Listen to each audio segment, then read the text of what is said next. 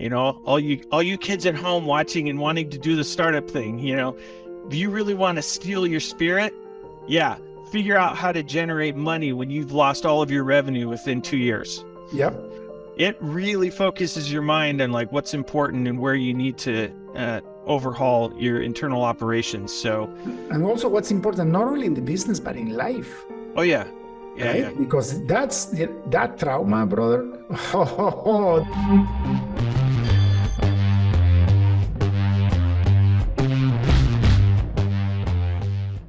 Welcome to the Leaders in Technology podcast. This podcast is dedicated to interviewing amazing leaders, specifically in technology, and how they're changing their companies they're working for, their organizations they're working for, but more especially how they're making this world a better place and how they got to the position of leadership that they are at. Today, we have with us a perfect example. Dave Ruedger, brother, welcome to the show. Well, thank you very much. Thanks for having me. Now, we were joking before the podcast that my accent is horrible and I never know how to pronunciate last names. So my name is Dave Ruedger. And I've been in the industry for quite a while now. So, for those who know me, that's the preferred pronunciation. For those who don't, that's the preferred pronunciation. I knew I was going to mess it up, you see. It's funny. Dave, tell me, where are you working at and what do you do for a living? Sure. I am currently heading up IT, information security as the CISO, as well as running our ERP organization at Sunrun. For those of you who don't know, Sunrun is the #1 solar installer in the United States. We're also branching out and doing things like battery storage, which is really exciting as we think about how we're going to create virtual power plants in the future, home by home, but then as it expands, it'll become more communities. And so one of the reasons I was brought in is to help bring kind of that technology mindset to a very rapidly expanding industry with solar and how it plays vis-a-vis the traditional energy and utility space with things like grid services and how we manage all of that data going back and forth between us and the grid, as well as the power that we generate. So it's a really exciting time for the industry as a whole, for the company. We're going through a lot of transformation, and I'm really excited to be part of that journey. It's incredible because I remember back in 2010, even all the way down to 2015, people were saying that the only way that solar will actually be something that people might be interested is when their price will be equal or lower than the traditional power sources. And now is exponentially cheaper, isn't it? Yeah, it depends, I think, region by region. But what we see happening, at least in terms of adoption and the demographics that are appealing for people, is a couple of things. There's the pure economics of, certainly by generating your own power through the sun and the solar panels, you're going to get a benefit of not having to pull that energy directly from the grid and pay the utilities. But on top of that, there's the more tangible benefit of helping to reduce greenhouse gas emissions and things that are traditionally associated with generating power for mass distribution. That has appeal for certain people that really want to be much more economically and ecologically mindful of their footprint as a human being on the planet. And so we do see kinds of adoption characteristics across the spectrum of individuals, some that want to go purely economical, but a lot that really want to be thinking about what can I do to help the planet and create an ecosystem that's much more sustainable longer term for myself and for all of humanity. It must be a wonderful thing to be in your position. I mean, being a leader in technology in a company that's changing the world in such a beautiful way, and we need it, right? I want to leave a better world for my grandkids. Like we still breathe beautiful air, but we can see the climate changing dramatically. And you're actually, every day that you go there, you're moving the nudge toward doing something amazing for everybody. So congratulations on that.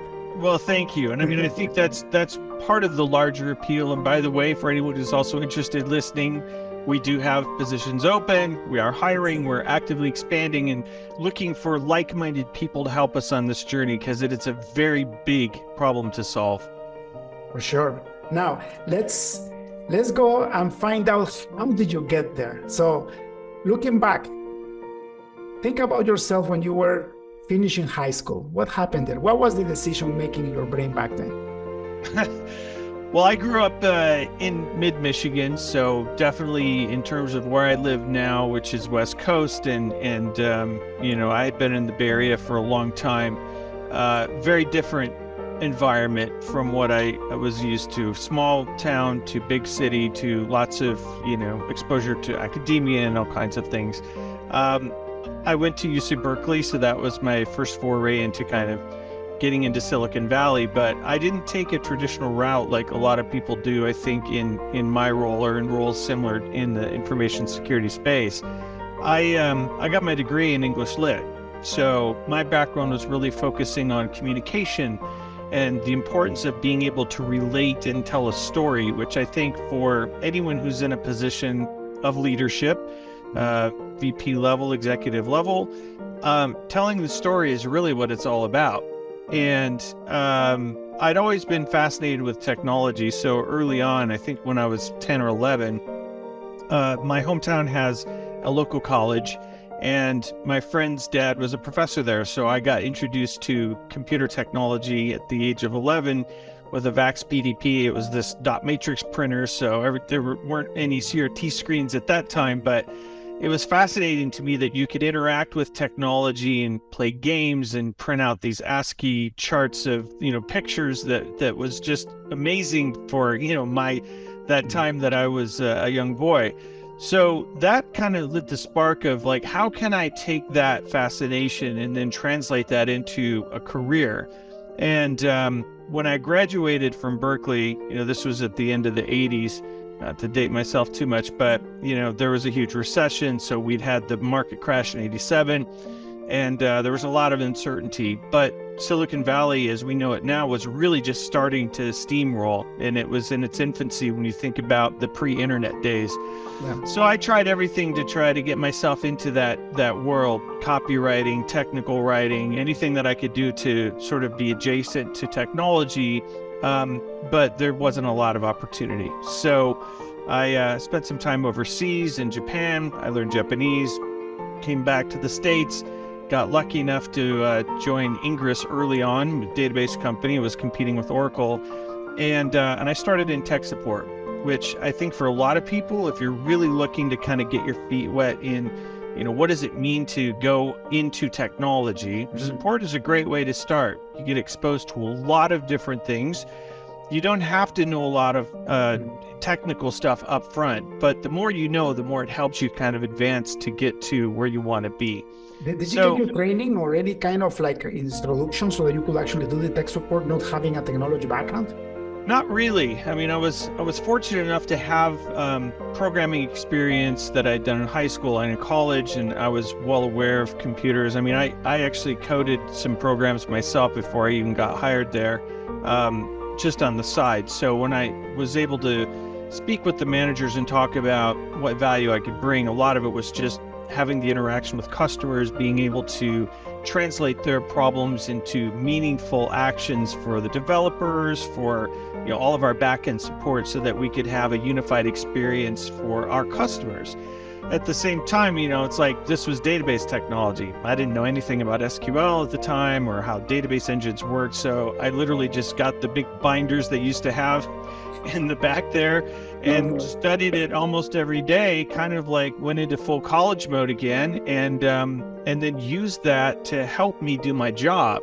And so over time, it's like you kind of understood where customers were coming from, and then you were able to help them with little tips and tricks of how to make their jobs easier, and then it made my job easier. And so then you started to see kind of the possibility of what you could do better as the technology evolved and your job scope got bigger. That's fantastic. I remember that my first job as a professional software developer, I came with all this knowledge from college. I already had done professional software systems on the side, but only on microcomputers. And at college, I started teaching mainframes, but usually was AS400s back then. Oh yeah. The first job was as a programmer, a developer for a VAX system. Oh yeah. I had no idea what DCL was. And I remember when I got the job, by the way, for the people, especially the people that are in technology nowadays, so they know how easy they have it. My first full-time job was, I think, 1995, 1996, something like that. I had to send 300 resumes to get a junior developer's job.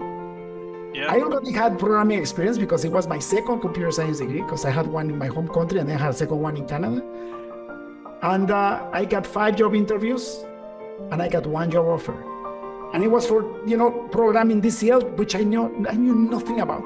And I remember when I got the job, they gave me these binders to take home with me. Right. And they said, don't show up until the 1st, and it was like 15 days left, and make sure you read all those binders. I'm like, oh my God, what am I gonna do?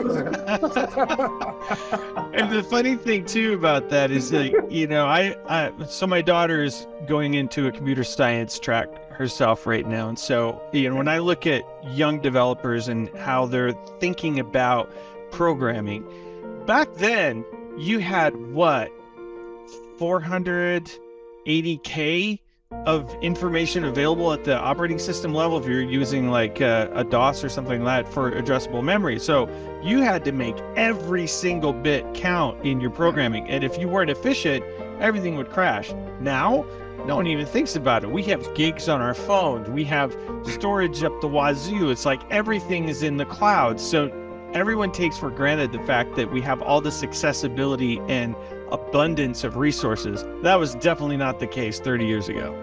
I remember, I know we're getting a little techie here, but I remember when somebody broke the 1024K limitation in RAM. Right. Remember that? Oh yeah. Like, what? This is amazing. Right. I remember building systems back in the early 90s and it was like, oh my God, I've got 2 megs of memory. Wow. One of the first software products that I built was for my brother had a chain of stores in Canada.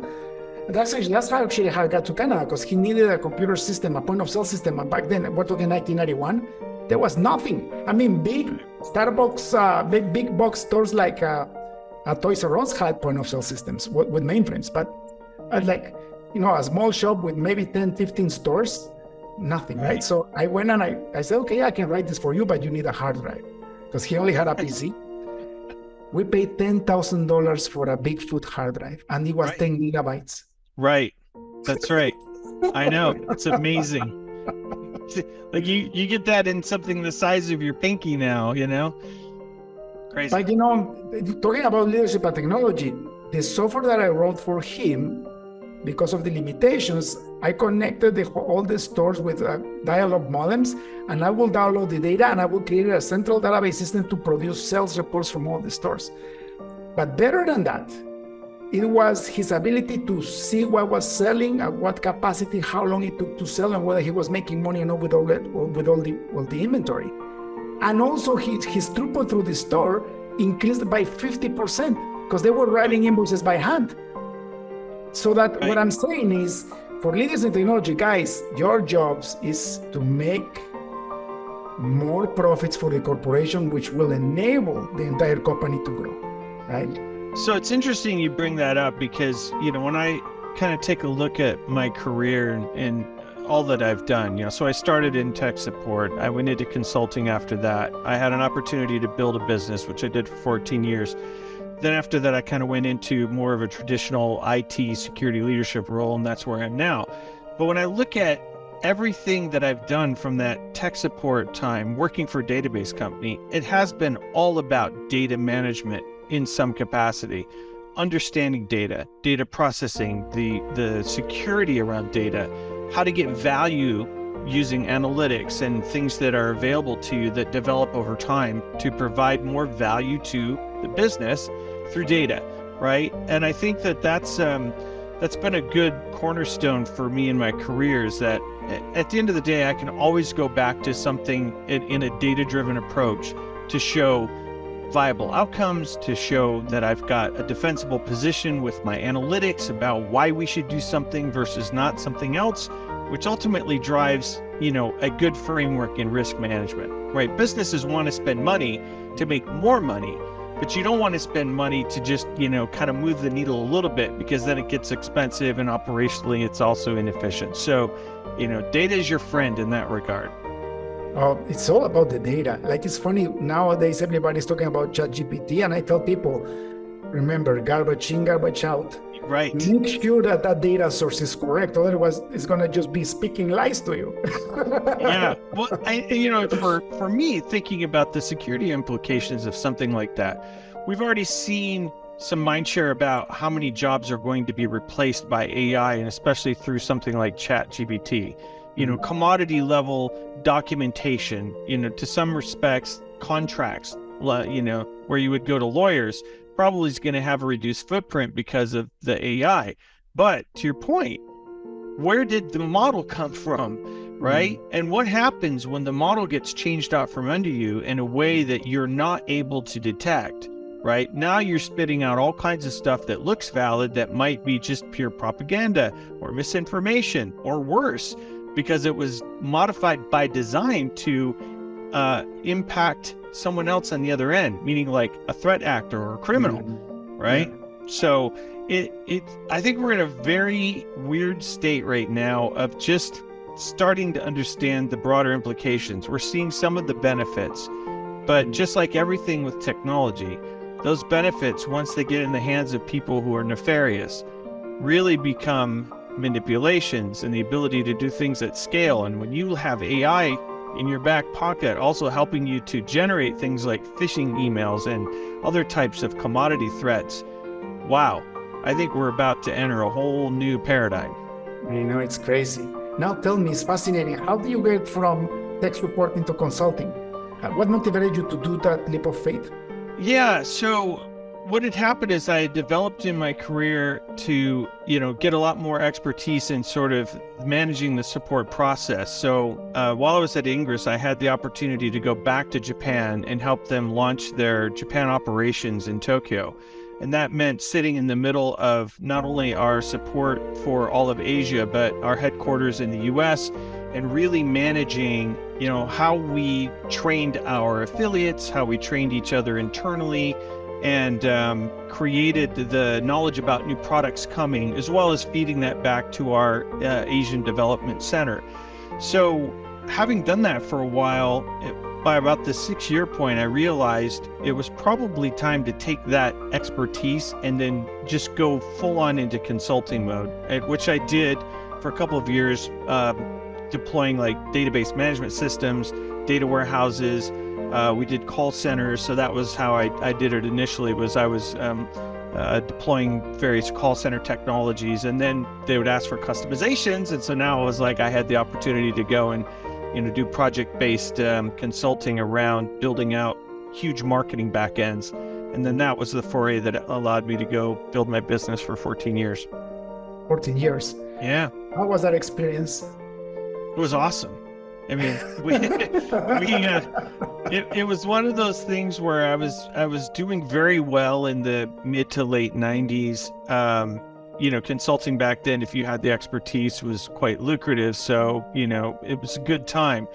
I'd made a decision. My partner had worked with me for a while on an engagement. She left and then had a contract with Hewlett-Packard talking about their customer data acquisition strategy. And she knew that I had built the back end and a bunch of the stuff that we had worked on. Of course, that was not great.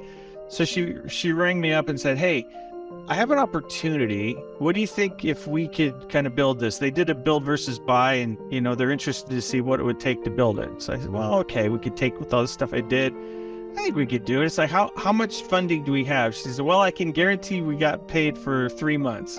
So I said, "Okay, why not? We'll do it for 3 months. If it doesn't work out, I can just go back to doing consulting. That's not a big hiccup." So we started that. We contracted with some people locally. We built it out. 3 months turned into, well, we're funded to 6 months. By 6 months, we had completely released the entire platform, soup to nuts, front end, middleware, back end, all of the connectors. It was technology that was localized in 22 languages, distributed in 83 countries. We did it with a team of like 10.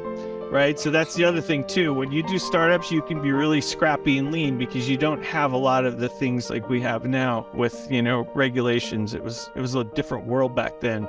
But I had to be concerned about data privacy back in 1997 and 98 because Hewlett Packard was distributed to all these countries, and there were regulations in place, even with the United States not sort of being on board. Like we had canned spam here, but you had the EU directive in 1996, which is the precursor to things like GDPR that we see later. But in any case, we did a full launch within 6 months. So if anyone had an inkjet printer from 1998 until roughly 2010 or 11, you were using our technology for all of the data capture and product registration. So, we started off, it was kind of one of those things where I guess we had confidence in what we were doing. And, we had good people we worked with. 3 months turns to 6, 6 turns to 1. And next thing you know, 14 years go by. And then you went back to the corporate world. How was that transition again? Because you almost went like woof, right into corporate, right? Yeah. It's like, this is one of those things where I can also, people can learn from me, because I think one of the appeals of being in Silicon Valley and in this area is that you have access to lots of VC money and venture capital to go build something great from just an idea. We were fortunate and maybe not so fortunate in that we self-funded everything that we did. We started with consulting. We used those dollars to feed into the product line. We launched a product. We actually did cloud before Amazon had a full platform, because Hewlett Packard did not want to have any of the services that we provided to them to be hosted by themselves. They wanted us to host it. So I had to do cloud-based operations back in the late 90s and early 2000s before we even had like AWS, GCP, and Azure, where you could just literally call an API and it just magically happens. So I had to manage all that stuff in the back end. But, we also had the opportunity to do the VC startup route. We looked for capital for, I think, 2 years. It was a strange time. .com bubble burst in 2000. Yep. No one's giving you money. So, it was right at the point when we were trying to expand and do brand awareness and really get more of our sales and marketing arm going. So it was interesting to do dog and pony shows back then compared with, say, 2 years ago, prior to that, where you would just basically say, hey, I have an idea for online commerce. Cool, here's $100 million, right? That's why there was a bubble, right? That's why there was a bubble, yeah. So, we were not as fortunate to be able to take advantage of the precursor, the pre-times, when it came to that kind of funding. But I think it was a good lesson in how to do effective money management and thinking about, if you're going to take capital, where do you want to put it to get the best return on that investment? And we were, super focused to make sure that we would only take money if we really needed it. We didn't need it, so we just kind of grew organically. Now, in hindsight, had we taken money, it probably would have had a different outcome, right? We had 2 near misses in terms of acquisitions that, with what I know now, I know what we could have done differently to have a different outcome. But it's all good learning, because eventually I think you build on top of experiences of the past, learn from your mistakes, and make things better, which, quite honestly, in transitioning from the startup world and the startup mindset, even going into big corporations, there are pockets of that startup entrepreneurial spirit that serve you very well. And I'd say Sunrun is a company where there's a huge focus on innovation. My last 2 companies also, same thing. Big organizations, but ran more like startups internally because they were making huge transformations digitally. So, the key event for us was basically 2008, when the economic collapse and the global collapse happened. All the marketing dollars dried up within 2 years. So that was also another, all you kids at home watching and wanting to do the startup thing, do you really want to steal your spirit? Yeah. Figure out how to generate money when you've lost all of your revenue within 2 years. Yep. It really focuses your mind on what's important and where you need to overhaul your internal operations. So, and also what's important, not only in the business, but in life. Oh yeah. right? Because that trauma, brother. Oh, Dave, I've been in business for 18 years now, and everything that you're saying, it's common, and sometimes you really have to realize, is this worth it, right? Yeah. Who am I making this for? Well, and the other thing too that it really highlighted to me is like, we had a really good thing going. We worked together well. We were doing great things, innovative. But the one area that we didn't have an eye on that I think is really key, and it's not just a startup, but even bigger companies suffer from this, and that is resiliency, right? We didn't realize at the time that almost all of our revenue was in a very small market segment.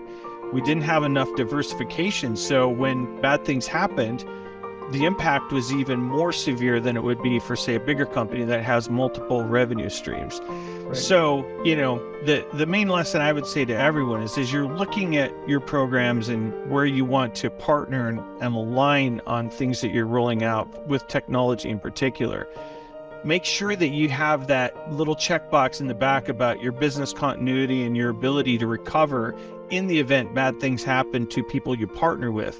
I think that's why vendor risk management, third-party risk management has become such a big deal now because, for example, did anyone really expect 2 weeks ago that Silicon Valley Bank would have such a disastrous impact on a lot of small companies? It's crazy. We all took it for granted, right? Oh, this bank, we never thought they would fail. But yet, startups couldn't make payroll. You were at risk of even having capital to keep the doors open, right? So again, it's just one of those things where, as I've worked with some of my friends who have startups and I do advisory stuff, they said, well, thank God we weren't all in with Silicon Valley. We also had PacWest and Signatures. Like, uh-oh, right? Have you ever played domino? Yeah, right. It's like now you've got that cascading impacts. And again, it requires you to take a step back sometimes and really look, what is your risk profile? And is that the right tolerance for you to have at your evolution in your life of your company? We've been so blessed. Number one, congratulations. Most businesses fail within 2 years. That's true. 2 years. You made it 14. It's incredible. Number two, I think you're completely right. For me, I opened my first business in the 90s, and 2 years in, my wife was still supporting the family. We had 2 little kids. I was trying to become a software consultant. Nobody will let me write anything for them because I was just a junior out of college with a big ego. And I failed. I was able to sell the business to break even with my expenses and debt. That was a miracle, though. Yeah. And then I got, my first professional full-time developer's job, and I just grew as a technologist, then as a leader in technology. But the one thing that has saved us always as a business is that we never raise money, ever, exactly the way you did it. And VCs were coming after us one after another, and we always turned them back, always turned them down. What I did do, though, is whenever we make a lot of money, we go to the bank and we increase the line of credit, and we increase it. And we have been able to stay away from the line of credit for about 90% of our existence. And as soon as we lose it, we pay it back in a couple of years. Yeah, I think that's a smart strategy if you want to have a consistent level of operational excellence, shall we say, right? But then you have to look at it in terms of, what is your goal? Is your goal to run a sustainable business where you can make payroll? And trust me, it's like, if you ever want to know what real stress is, have a company where you've got people on payroll and you don't know if you're going to be able to make it a week or 2 weeks out, right? That's real stress. But the flip side of that is, if you've got things going and it's well and you're growing at a certain percentage, then you do the other side of that, which is, well, maybe I don't want to do this forever, so I want to be acquired, or I want to maybe take this thing public and it becomes a big business. Right. Now you've got a different problem. And this is something that I've talked with my friends in the VC community about. There's differences between types of founders, right? A founder who's a creator, a founder who's a builder, and then a founder who's a scaler, right? And when you think about the growth and evolution of a business, generally those require different types of people at different times. And if you have a founder who recognizes that, they'll take themselves out at the right time. Like creators, ideators, they'll come in, they'll make this really big idea happen. Now you've gotten to a certain size and it's like, okay, we got to really build this now. I need to go and be an advisor and do something else. What happens though is that you get people that are maybe a little egotistical and be like, nope, I'm going to be the CEO for the whole thing. Well, let me tell you, a person who can be a creator and a builder and a scaler is a unicorn. They are out there and we know who they are, but they're few and far between. Yeah. And I think there's also a presence of mind that people have to acknowledge as leaders that, you know what, this thing has gone beyond my capabilities. It's not because I'm bad at what I do. It's just, it's not the right fit for me anymore. Mm-hmm. And one of the biggest mistakes I see leaders making is trying to cling to the idea of I can do everything. You can't, right? You can't. No, actually, a great leader, the definition for me of a leader is how do you achieve through others? I actually had to make that decision in my life about 3 years ago. I realized that I was a visionary, but I started as an implementer because of my software background, and I was in software and delivering software systems. When you build programs for large corporations like yours, your mission is to deliver. Your mission is to create what your client needs and wants and go beyond that to delight your clients and then deliver on time and on their budget. So you become an implementer, and the mindset of a leader has to be either you're implementing or you are creating, visionary. So I realized that my mind shifted and I became more of a visionary 3 years ago. So when I did that through my mentors, they told me what exactly you were saying. I realized this company needs a president. So we actually went in, hired an amazing president, and I give them 10 ideas every quarter and he implements one. Right. And I'm okay with that because I don't run the show anymore. I just have all this crazy imagination, but like he runs the show and he makes sure our clients are delighted. And that's the whole thing too, is right. As someone who's like really big on ideas and innovation, you just have a lot of things and you want to be able to do as many as possible because that's kind of that early stage start growth mindset. As you get bigger, you just can't do everything. So it's all about focus and priority and making sure that you are only doing what you know is going to give you the best return on that investment. That's why you get those types of presidents, right? Because the ideas are great, but not for right now, right? Yeah. And I think that that's hard for some like really visionaries to get past when they hit a certain threshold in the growth. And another thing that I want to touch, Dave, your case, your example is beautiful. That's why you were chosen to be in this podcast. This is only the top leaders get here. I have two people, you are one of them, that had businesses and went back into a corporate role. And this is good because there might be a lot of leaders in technology running their own shops, and they are completely desperate, right? Excuse me. Or more accessibility. Sorry about that. Accessibility. Yeah, technology, right? So we're back. My apologies about that. We were having some computer speaking to us without asking it to speak to us. But I would say your role as coming back from an entrepreneur back into the corporate world, for the leaders in technology that are running their own shops, that they, regardless whether they're making money or not, that they feel in their soul that they need to get back or they need to actually have another life experience, it's okay to go back. It's perfectly okay. And actually, when you do that, sometimes you're going to thrive and your soul, your spirit is going to get fulfilled, right? Because we get into this stigma that, oh, now I'm an entrepreneur. What are people going to think if I get a job? Who cares? It's your life and the value that you're adding to the world, right? So let me tell you what the difference is, right? If you're taking money from outside investors, VCs or whatever, you're still going to have the same level of budgetary concerns that you would have in a corporation. It's just the return has to be bigger and it has to be faster, and you better show demonstrable progress towards that. Otherwise, you're going to have to go get another investor, right? and this has been a common tale that we've seen over probably the past decade or so, is that these huge companies, they're not profitable. They're continuing to grow innovate on big ideas, but they're going to run out of money. So even Tesla, they had to keep going back, get more money, more money, more money. Now we see that a lot of that infrastructure is in place and it's turned a corner. Okay, so take that innovative mindset, now put it into the crux of a corporation where at least the money's guaranteed. And now you just have to sell a reasonable execution plan of what that ROI is. Yeah. It is in some respects a lot less pressure than trying to do it all in the startup world, right? But you still have the same mindset between the two, right? I've got a big idea, I'm going to try to deliver it, and it's within this sort of bubble inside of a corporation. Now, we used to see this in Hewlett-Packard all the time too, back in the 90s. They had these innovation think tanks where they would do this. They would throw money at big ideas, and you'd have teams work on it, and it would take almost 2 years. But then by the time it got done, it couldn't get out the door because the industry had already moved faster than they did internally. That's always the danger, right? You have to kind of balance what does the market need? What's happening in the market? Do we build versus buy?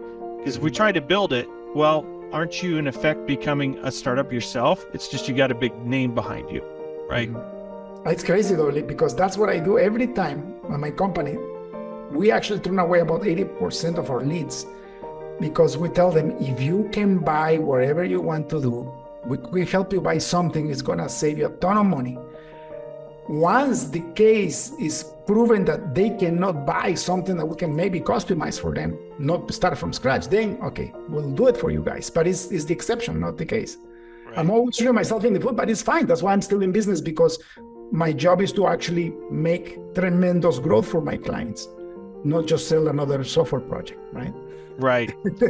Right. Well, and I think too, that kind of speaks to the value prop of like, why this company? Right. When you think about our human experience here, we could do anything. If we're just going to do something for a paycheck, it doesn't matter where you work. Right.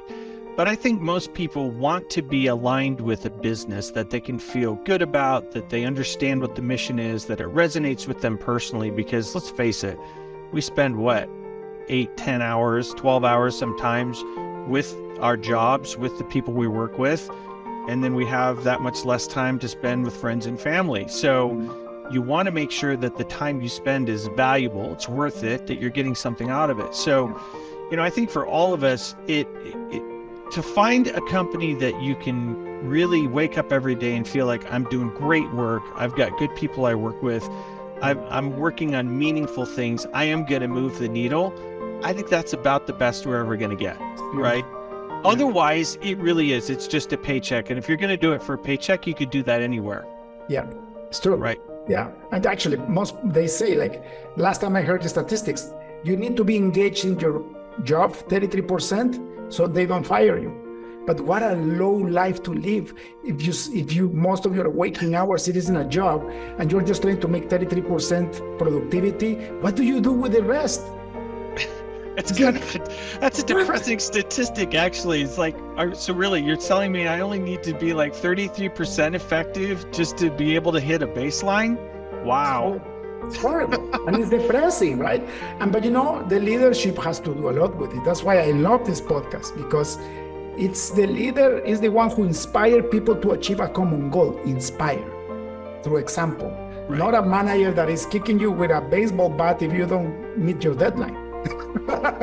Well, that happens too, but we try to emphasize the positive, not the negative. A nice right? medium, right? Right. Somewhere in between. It was like when you were a kid, your parents had the stick and the carrot, and it was that balance that try to navigate over time, right?